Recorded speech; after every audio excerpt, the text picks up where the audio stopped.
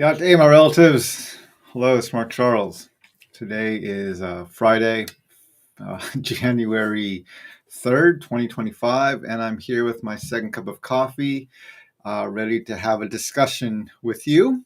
I'm looking forward to a new year and a new year of my second cups of coffee, my podcast. This is going to be a fun year. Today, over my second cup of coffee, I'm going to be discussing the legacy of Jimmy Carter, former president of the United States, who passed away this past week. And the only man I've ever heard described as he's the only man to use the U.S. presidency as a stepping stone to greatness. And I think that's a fantastic quote. I'm going to talk some about my respect for Jimmy Carter and some of the things I admired about him, and just talk a little bit about his legacy. I'm also going to talk about the new year and kind of closing out 2024, looking forward to 2025. What are some New Year's resolutions or some things we're looking forward to or planning on or wanting to work on? And then last, I'm going to be talking about a new tradition our family started this year, which is instead of giving each other Christmas gifts, we gave each other Christmas experiences.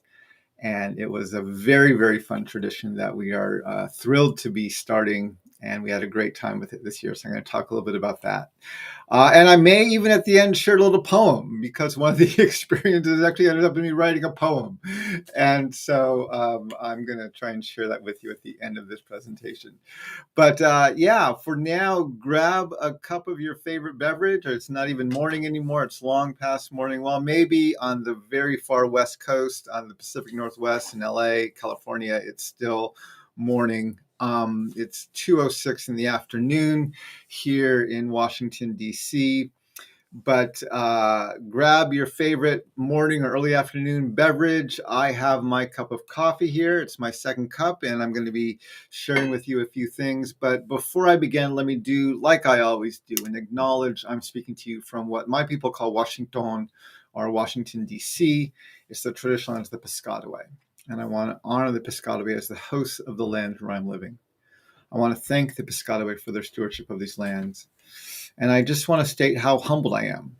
And I want to remind myself and all of you that we are walking on indigenous lands. And I want to thank the Piscataway for their stewardship of the lands where I am walking, moving, breathing, living, and earning my living today. So, my Piscataway relatives.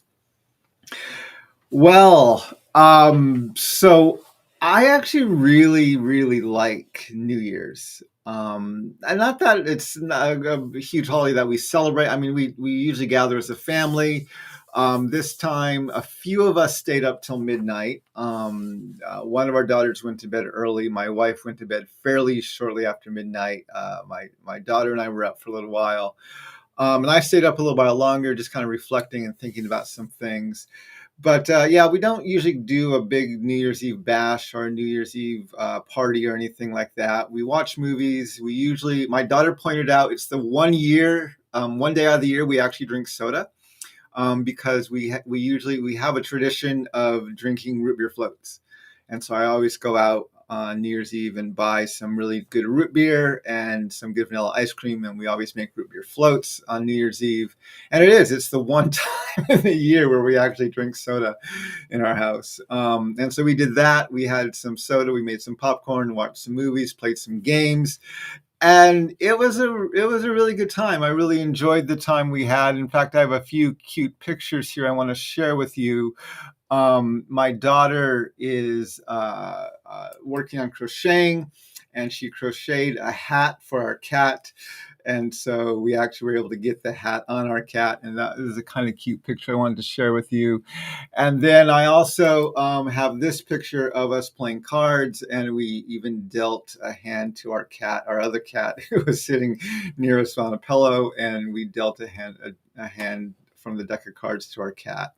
And then I just want to share with you one other picture. It was a picture I took.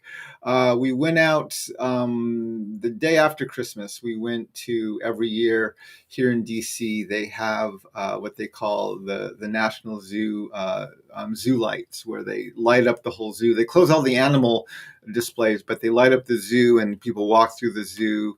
And so we went through the zoo. And if you can see this, it looks like it's snowing. It wasn't snowing. If you look over here in kind of the opposite side of the picture from where I am, you see there's a little space where there's some whiter lights coming out just past that tree. That was a little snowmaking machine that was blowing snow. And so with the light on it, I took this picture. It looked like it's snowing, but it actually was not snowing. We are supposed to get snow next week, but it hasn't snowed here very hard. We had one little sprinkling a couple of weeks ago, but we haven't got really any measurable snow here in DC this year yet. And so, yeah, that's one of the other pictures that we took. And then what was one other picture I was going to share with you? Oh, yeah. So I'll share this last picture with you in just a second. But so every year I like to take some time to kind of reflect as the year winds down, and as we look forward into a new year. I like to reflect on kind of what happened in the past year, what I got accomplished, and what am I looking forward to in the next year, and what are the things I really want to work on. And as you know, of people who've been following me for a while, I've been really working to try and improve my health. And I've been working to not just lose weight, but to have an all-around healthier just experience. It started after I had my hip replaced in mid 2023. And it went all from over the 18, 20 months since then. I've actually lost about 50 pounds. I'm lighter than I was literally when I met my wife in college. And I am healthier than I think I've ever been in my life. My eating's healthier. My movement's healthier. My sleeping is better. I've been able to improve the metrics on almost all of my health standards in the past 18 months. And I'm really excited about that. And I'm talking about it in some of my presentations. I'm doing some sessions called Decolonizing Health and talking about not only some of the changes I made, but what are the gauges I use for those changes, which I've talked some about those things and share them with you. But one of the things we did over the Christmas break is we went thrift shopping. My daughter loves to go thrift shopping, and we went thrift shopping one day. And I was out, and I'm always looking for some things in the thrift shops. And as I've lost more weight, and my clothing sizes have gotten smaller. So when I started this process, my shirts and jackets I was wearing were extra larges. And then they moved down to large and then to medium. And when I was trying on jackets this last time and shirts, actually smalls fit me now, which blew my mind. I haven't worn a small probably since high school. And so, I was kind of excited about that. But it makes thrift shopping harder because unfortunately, right, there's very few smaller sizes in thrift shops. It's mostly much larger sizes, an abundance of those, but very few smaller sizes in thrift shops. And so when I got home, I decided, and I've been reading a book about decluttering. So I'm thinking, because I can tend to hold on to things, especially for more sentimental reasons. And so I realized I have to go through my closet because there are a lot of clothes, even clothes I still like, I'm just not going to wear anymore because they're way too big for me.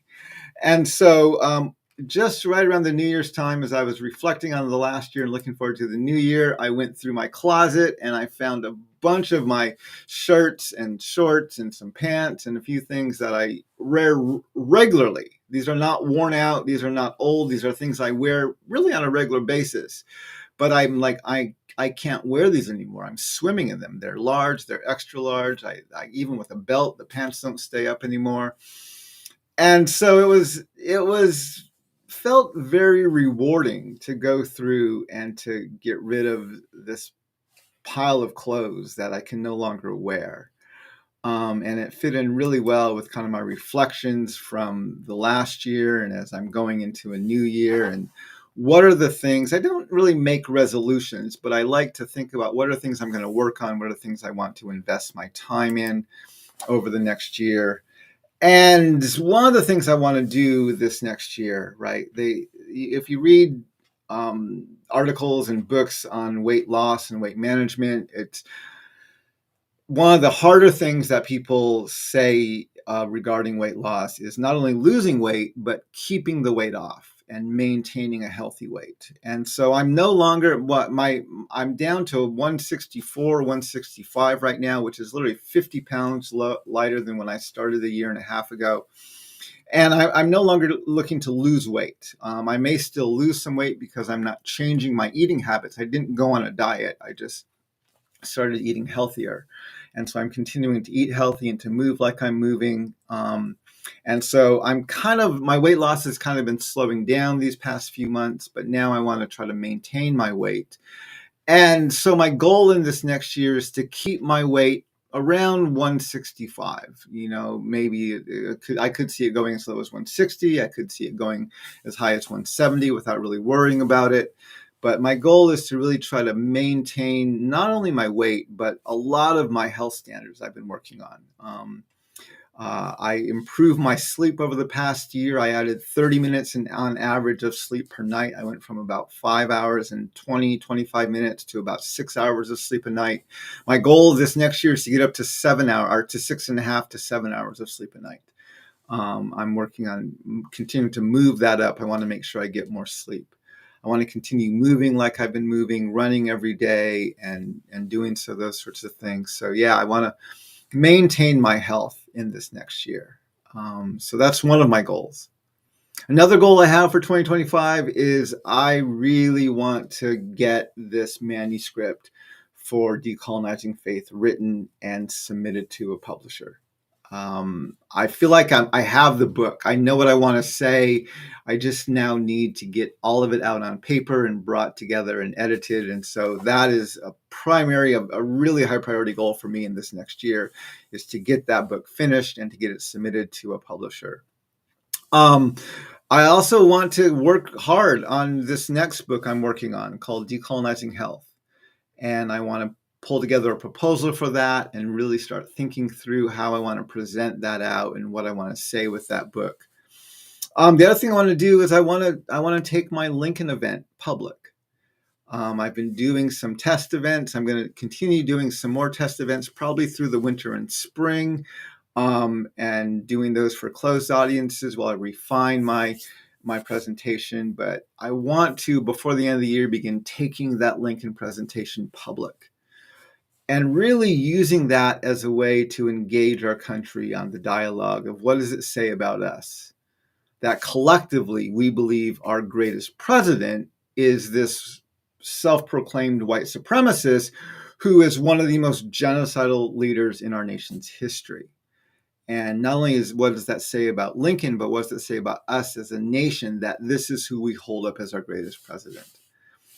And I'm starting to bring together some thoughts on even a fourth book that I want to begin pondering and playing out some ideas with, that I would call Decolonizing Wealth. And I know there's actually another book out there by that name, so I may have to play with that name a little bit, but I've been thinking around issues of finance, and especially what does it mean to exist in this world with this economy that we have, but to begin to the process of decolonizing that. And so I'm going to be putting some thoughts together about that this next year.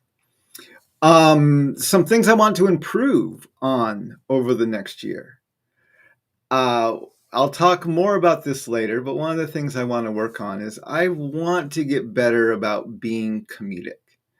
As I said earlier, I'm trying to weave a comedic thread through this Lincoln event, which is why I'm testing it. I'm testing some different threads. I'm testing my ability to tell jokes and to use a comedic thread in my presentations. And I actually am thinking one of the things I'd like to do this year is to actually go to a comedy club and do like a 5-minute set and just see how that works and try some of my threads and test it, not only in a lecture where I'm giving a historic presentation, but try it in an actual comedy club and see if I can get people to laugh. And so that's one of the things I want to work on this year, and I may even try that. There's several clubs around DC that I'm sure I could get into and just try it out there. So I'm going to work on that. I also really want this next year to improve this podcast, My Second Cup of Coffee. I want to continue to work on consistently doing it at least once a week, and possibly 1 or 2 bonus episodes every month.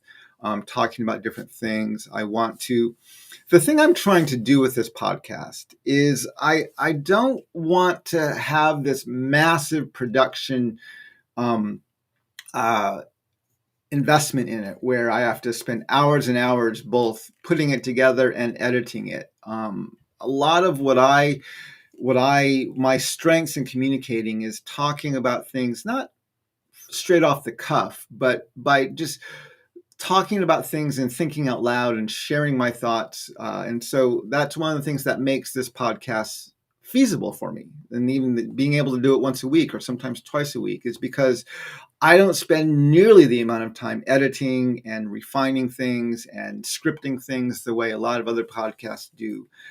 And so I want to find a way to get better at that. I also want to find a way to promote the podcast more. I really would love to see the listenership and the downloads of this podcast grow.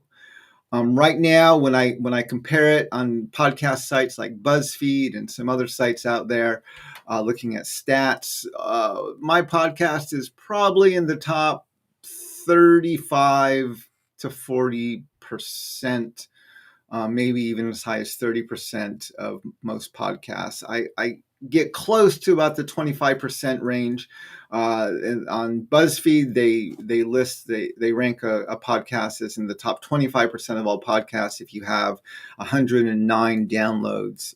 They change the metric every month, but last month it was 109 downloads in the first 7 days since your release.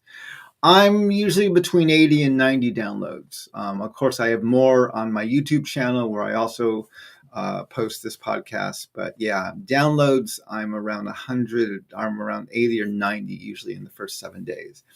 And so I'd like to up that up. I'd like to get that consistently in the top 25. I'd like to get more consistent with guests and bringing guests on regularly and just having much more meaningful conversation. So yeah, I want to actually invest some time in improving my podcast this next year. I also really want to figure out my social media. I feel like the downfall of Twitter, it kind of, I mean, social media was getting scattered and hard to figure out before then, but the downfall of Twitter, and now it's called X. I feel like a lot of my social media, and it's not just me, it's like I'm not sure what the best way to use it anymore is. There's so many different sites. There's now Blue Sky, there's Threads, there's LinkedIn, there's Facebook, there's Instagram, there's still X. There's other ones out there. Of course, you got Social and others like that. And there's so many. And there's no predominant one. There's no one where, okay, everyone's going here, everyone's there. For a while, Twitter felt like the one place where you could be, where everyone kind of was, but it's no longer that. And I used to use Twitter much more as a way to both test content, as well as that was the place I could build my other content off of. Facebook absolutely has a generational kind of separation to it, where younger people, especially Gen X and or not Gen X, Gen Z, are not using Facebook hardly at all. And so, yeah, this next year, I really want to figure out my social media, and I want to find a way to have a more consistent and personal presence on maybe one or two social media sites. Be able to post updates and things on many of them as possible, but you doing something more consistently. And I'm thinking of actually using my Patreon site as one of my primary social media links. When I was looking through my stats on Patreon for the past year, I have about 60 subscribers, and I have about 70 free subscribers, are people who subscribe to me for free. They don't pay me. They don't subscribe to me. They just follow me on Patreon. And seeing that number was fairly high, and then seeing how there's a fairly good frequency of people going from a free subscriber to a paid subscriber, and Patreon is one of the few ways I've tried to monetize my social media in an effort to keep my voice as independent as possible. So for all of you who listen to me or follow me or subscribe to me on Patreon, I really appreciate you, because you help keep my voice independent and being able to give the bipartisan critiques that I do give. And so I'm thinking about using my Patreon as one of the places where I put a much more consistent personal message out there, so I can use that to kind of build off of what I share on my other social media. And so if you don't follow me on Patreon, you can. I just put the link right now into the chat for this episode. I'll also put it in the notes for the video after it posts later. But yeah, and if you're able to subscribe to me, it's a great way to help keep my voice independent. But even if you just follow me without a subscription, I want to use this as one of the places where I put some of my most consistent personal updates, where people can, if they want to know what's going on for me in the most recent place, Patreon will probably be one of the places I want to get more consistent with. So anyway, so those are some of the things I'm going to be working on for this next year. And I'll talk more about that stuff later as we work on it throughout the year. But those are some of my goals going into 2025. And I'm looking forward to this next year. One of the other things, and let me just see who's on right now. I see we got Susan, Yá'át'ééh, Susan. Thanks for joining me. Jessica, Yá'át'ééh, thanks for being here, Jessica. So glad you could join this morning. And for everyone else who's out there following me, I hope your cup of coffee is as good as mine is. But one of the things I've been thinking about recently, especially after, as you've all heard, one of the things I'm going to be talking about today, I'm going to talk about now, is the death of former President Jimmy Carter. He passed away just this past week. And I really had a lot of respect for Jimmy Carter. I'm going to talk a little more about that later, but he was someone who I saw a lot of integrity in him, and I really appreciated the way not only that he handled his presidency, but also the way that he handled his post-presidential life. As you know, one of the quotes that was said about him was that he is the only person in history to use the presidency of the United States as a stepping stone for greatness. I don't know who first said that quote or described him that way, but that I think is a very, very good way to describe Jimmy Carter and who he was as a man and what he did with his life. And I think especially when I look at the way Jimmy Carter was really willing to sit down with almost anybody and to try and have a conversation. He worked really hard to understand why people made the choices they made, to put himself in their shoes, and to have not only empathy, but an understanding of where they're coming from and what they were trying to say. He did that with foreign leaders. He did that with other politicians, and he worked really hard to do that. And I deeply appreciated that about him. One of the first articles that I read regarding President Carter's death was this article in the New York Times. And it was called, "In the President's Club, Carter was the odd man out." And it talks about how that he never really fit in well with the other kind of men in the post-presidential club.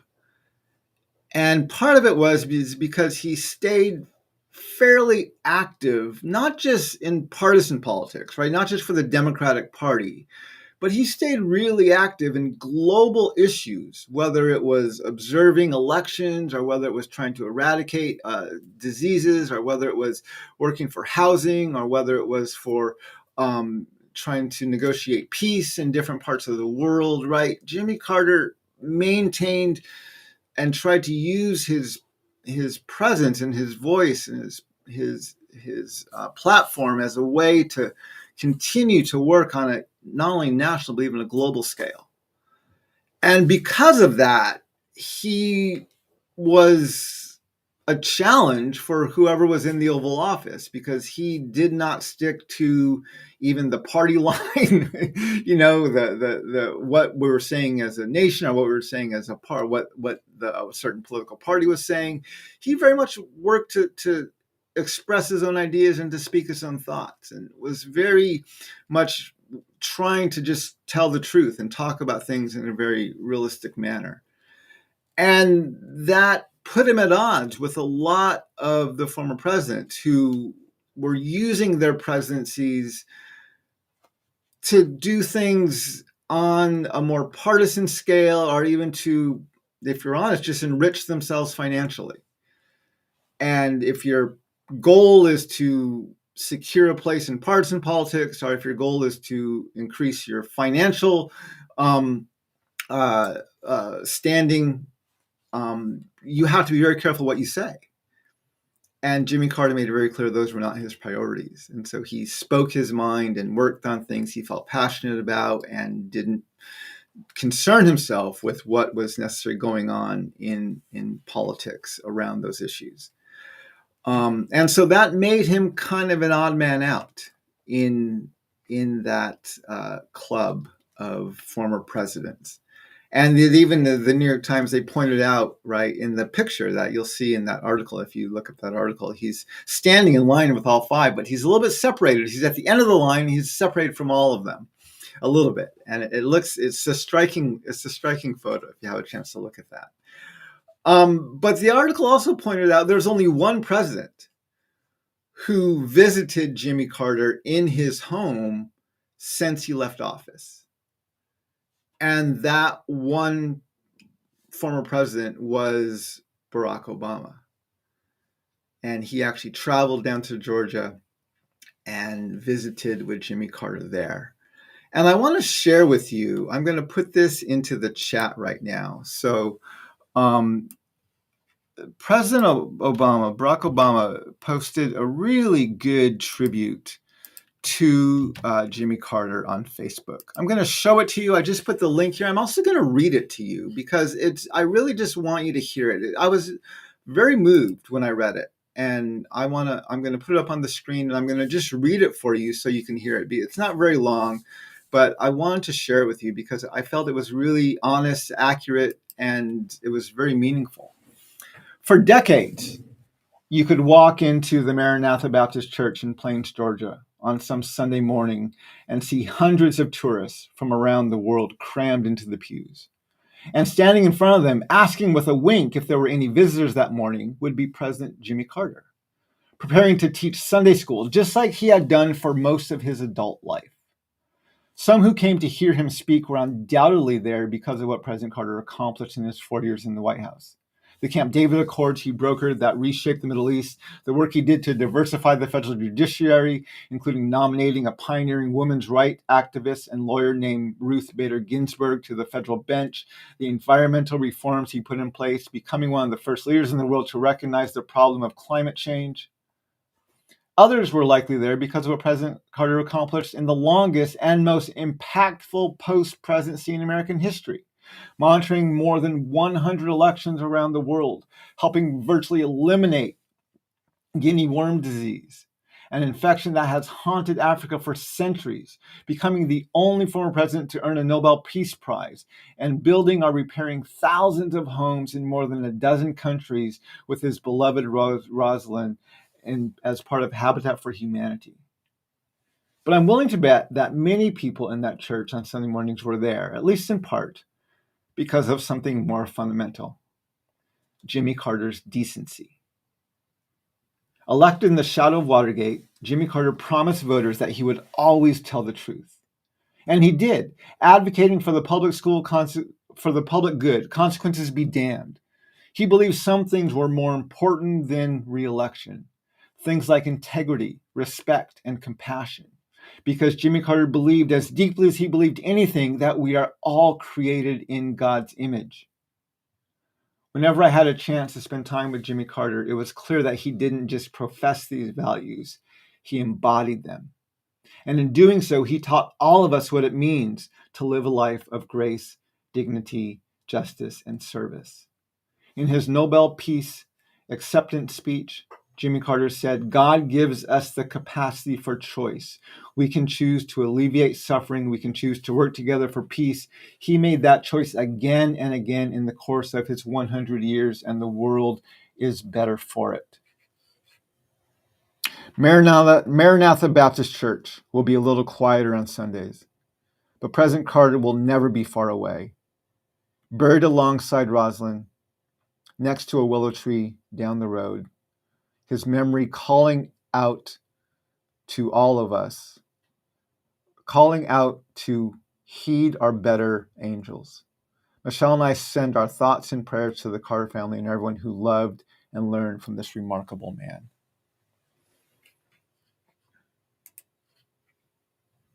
That is really touching.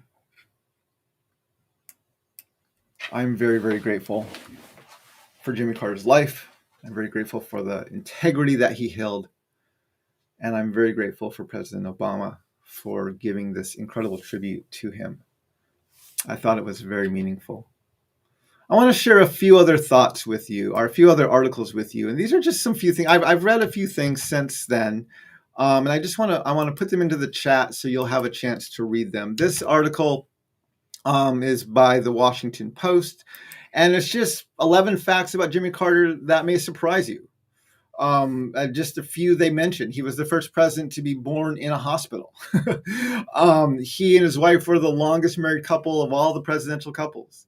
He installed solar heating panels on the roof of the White House in the West Wing. Another great thing I remembered about him from that, and this wasn't on the list, but he sent his daughter, right? He sent Amy to the public schools in D.C.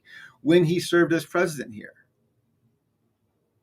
Another unique thing about him is Peanut One, which was the name of his campaign aircraft when he was running. It set the technological standard for campaign jets. I didn't know it was called Peanut One. I love that.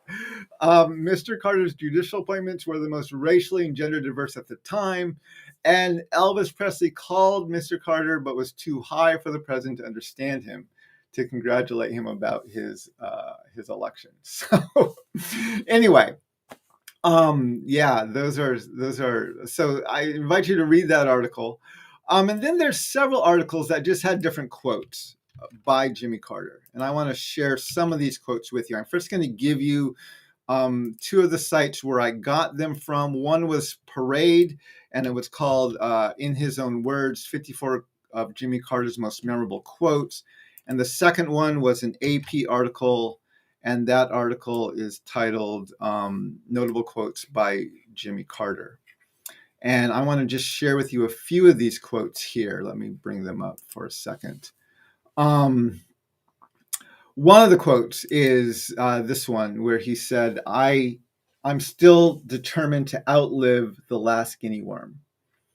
And President Carter, after he left the White House, worked tirelessly to eradicate guinea worm disease. And I'll share an update in the links right now with some of the stuff the Carter Center did. And they eventually did eradicate it. In 2023, it said there were 14 known cases of guinea worm, down from like 3.5 million a couple decades ago. And so, yeah, very impressive what he was able to do. But I love that quote. I'm determined to outlive the last guinea worm. This is another quote I thought was really, really impressive. War may sometimes be a necessary evil, but no matter how necessary, it is always an evil, never a good. We will not learn to live together in peace by killing each other's children. Another quote by former President Jimmy Carter was, "We are, of course, a nation of differences. Those differences don't make us weak. They're the source of our strength." I think this is a good quote to remember as we go into the next 4 years of our country, where we are going to be told to really look down upon people from opposing viewpoints as us. And I think we need to remember the incredible effort that Jimmy Carter put into understanding and seeing things from the perspective of others, and to really try to work out differences as best we can peacefully. This is a quote, and this is actually the first start of his quote. He was asked a question at Emory University, and he said, I had a very challenging question at Emory University the other night. How would you describe the United States of America in one word? And I didn't know what to say for a few moments. But finally, I said searching. I think the country in which we live is still searching for what it ought to be and what it can be. And I'm not sure we're making much progress right at this moment. I was impressed by that quote because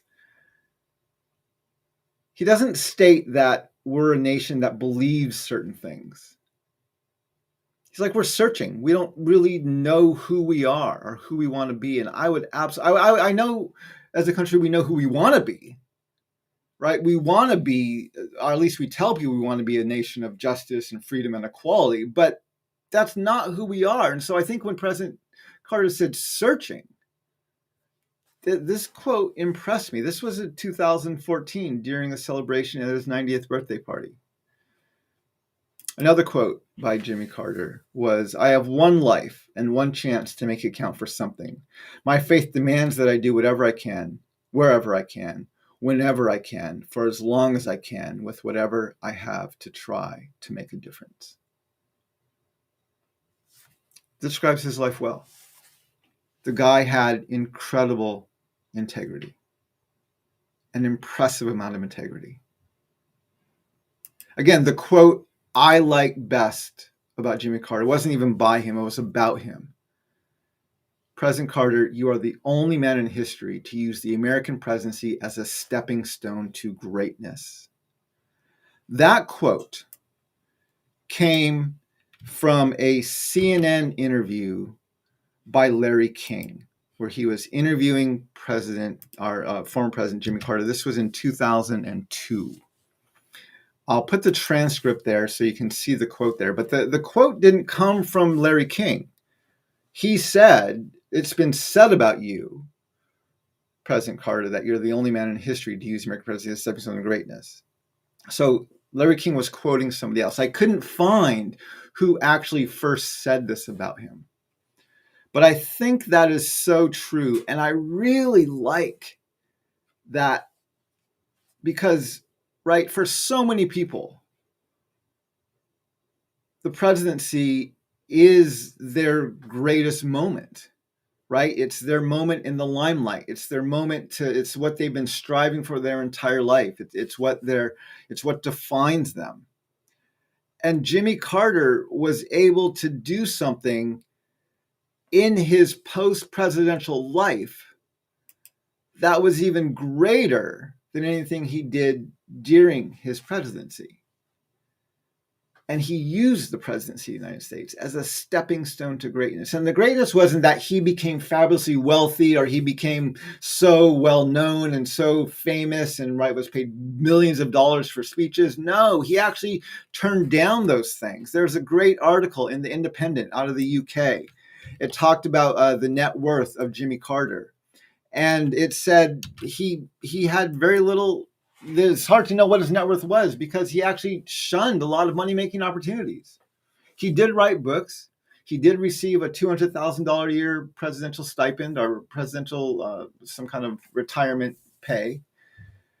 But he turned down very lucrative speaking opportunities. And his priority was not on getting money, but giving it away. The title of the article is, We Give Money, We Don't Take It. And so, yeah, he lived in a 2-bedroom home worth $167,000 just before he died. And so he was not someone who enriched himself after he was president with very lucrative book deals and massive advances and high-paid speaking gigs around the globe. In fact, when President Reagan received a $2 million honorarium for agreeing to speak at a presentation in Japan, Jimmy Carter said, I'm not going to judge Reagan for what he did, but I have no interest in doing that. That's not who I am. That's not who I want to be. When I ran for president, Jimmy Carter was the former president I most wanted to speak to. And the reason I wanted to speak to him, because one of the things I was concerned about, not just with the presidency, but even with the campaigning process, is there is a massive risk when you put yourself that much in front of the public and you have those many opportunities in front of you to have it change or shift who you are. And as I said earlier, the thing I respect so much about Jimmy Carter is he came out of that with his integrity still absolutely intact and then even built on it. Right? The fact that he did not accept 100,000 millions of dollars for speaking after he left the White House. The fact that he gave his money, he gave his time and his energy to working and volunteering and trying to make the world a better place. The thing that he continued to give so much money away and didn't buy mansions in Martha's Vineyard or Florida and golf courses, right? He didn't do these things. He lived very simply, taught Sunday school. And I was so impressed by what he did and who he was that of all the former presidents, he was the one I most wanted to speak to because I wanted to find out how he did it. How did he navigate through all of the challenges of the White House and come out with his integrity so much intact? It even cost him an election, right? So I'm not going to say I was sad when President Carter died because he had lived a long life, a fulfilling life. And he, I believe, was ready to die. But it did give me a chance to reflect on why he was such a great man, what I deeply appreciated about him. And I guess the thing I was sad about is I never had the chance to meet him. I never had the chance to sit down and just talk with him. I even debated just going to one of his Sunday school classes one day, but I wasn't able to make that happen. But yeah, I deeply, deeply respect President Carter. I'm grateful for his life. I'm grateful for the example that he set. And I think, especially as we go into some incredibly partisan times in our country over the next 4 years, that I think we need to use his model as a way to how are we going to navigate through this. So, President Carter, thank you for your service to our country. Thank you for the model of your humanity and your integrity. And thank you for the tireless way that you invested yourself in the things you believe passionately about. Thank you, Mr. President, for teaching us how to walk in beauty.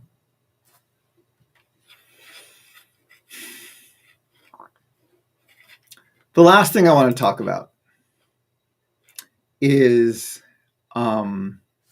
Christmas. Our family did something a bit different this year for our Christmas, which is we decided several months ago we weren't going to give gifts to each other. We usually draw names out of a hat and buy gifts for each other and try to think of thoughtful things that we can give one another. And my wife suggested this, Rachel suggested this, and we all agreed, thought it was a great idea, that what if instead of giving gifts, we gave each other experiences this year? And what if instead of buying things, physical, material things for each other, we thought through and planned experiences that we could give to each other? So we still drew names and we still each got a name of someone else in the family, but instead of buying them a gift, we thought through what experience would this person appreciate that either I can do with them personally or that we can do as a family together.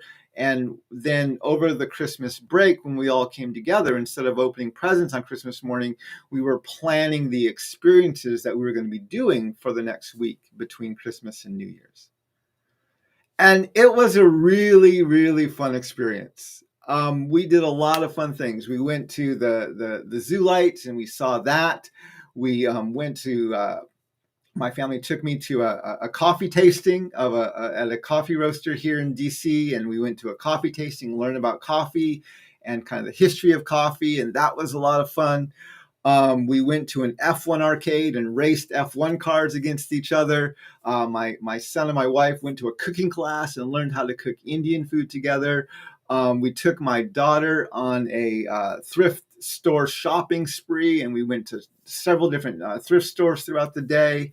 And the last experience is going to happen in a week and a half because, as you know, well, maybe you don't know, UCLA, the school I went to in college, both my wife and I went there.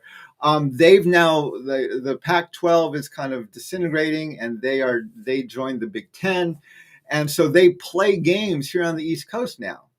And so Maryland is also in the Big Ten, and UCLA has a game at Maryland next week. And my wife and I are going to the UCLA game as one of my experiences for Christmas. And so, so we had a lot of fun. We really enjoyed planning these things together, doing these things for each other, and just it made the week between New Year's, Christmas and New Year's a lot of fun, where it wasn't just how do we decide together what do we want to do, but we all were able to do these things and enjoy doing them for the enjoyment of whoever's experience that happened to be. And one of the experiences, the person who gave my daughter the experience, and I'm not going to list names here, but the person who gave my daughter the experience of the F1 racing wanted to kind of raise the stakes for the racing and kind of motivate people to race hard and not have fun, but also give some consequences. And so we were told that whoever lost the race, whoever came in last of the five of us, and it was a series of like 10 races that we did.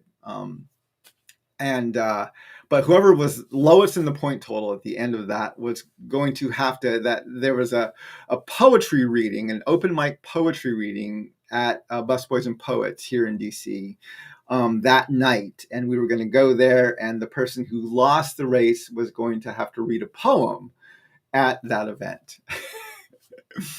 So for me, that wasn't that much of a scary thing because I speak publicly a lot and I've written some stuff, and I'm like, oh, I could probably do that. But I was nervous about if someone else in our family lost, and I wanted to.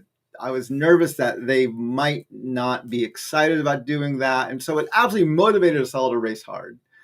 But I spent some time the day before, and I wrote a poem, and I thought, this way, because I wasn't afraid. I didn't want to devalue whatever happened at the poetry reading. I wanted us to have a good poem to present there. But I wasn't sure if we were going to be able to kind of together write a very serious poem in one afternoon before it happened. So I took some time the day before, and I took a couple hours, and I wrote out a poem. And I felt fairly decent about it, but I wrote it expecting someone else in my family would be able to read it that night. Well, turns out I lost. I lost the family F1 racing event. And so I had to read, I was the one who was now going to read the poem. And so in the afternoon, I was gearing up. Okay, I was actually kind of excited. I'm like, okay, this will be interesting. I wasn't expecting to read the poem myself, but I'm well open to do it. And I thought, how can I even make it a bit more? I was going to do a land acknowledgement and a few other things. And then we were told in the middle of the afternoon that there was a poetry reading, but we didn't have tickets for it because we weren't actually going to go. It was just the threat of that to kind of motivate people to race hard. And we were told we could still go if we wanted to, and I could still read the poem, but we'd have to buy tickets. And it turned out you could only buy 4 at a time, and so it didn't work out for us to go. And so I didn't end up getting to read my poem.